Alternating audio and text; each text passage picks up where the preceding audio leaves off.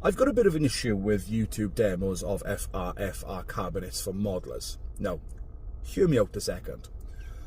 When you have an FRFR cabinet, you will plug in your modeler into it. Line 6, Fractal, Tonex, Quad Cortex, anything. That unit is designed to amplify the amplifier type sounds that you have on your modeler, correct? In order to get an IR for a cabinet, you need to use microphones to be able to capture the sound coming through the cabinet to be able to create the impulse response or cabinet model.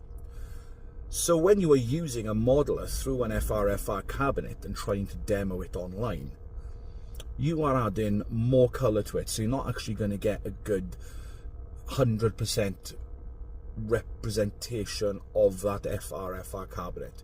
Now, I know you're not going to be able to get any demos of an FRFR cabinet without doing this, without adding a microphone to it.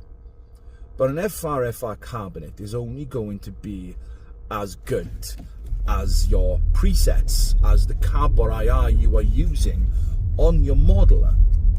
So instead of tone demoing these FRFR speakers, shouldn't we be looking more at the actual sounds being used, maybe directly?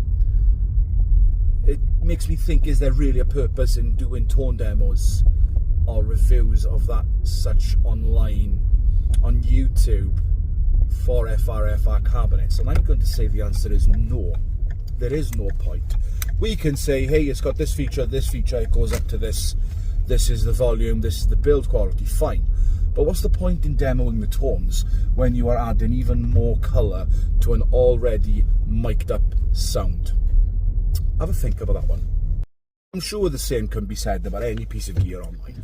Guitars, pedals, amplifiers, microphones, anything. Anything can be said that a YouTube demo will not provide a good, accurate representation of real life sound or use. But I just think it bears thinking about, you know? It's worth thinking about, why are we bothering to do tone demos on sounds that are already mic'd up as part of the sound, if that makes sense, you know? Just a thought.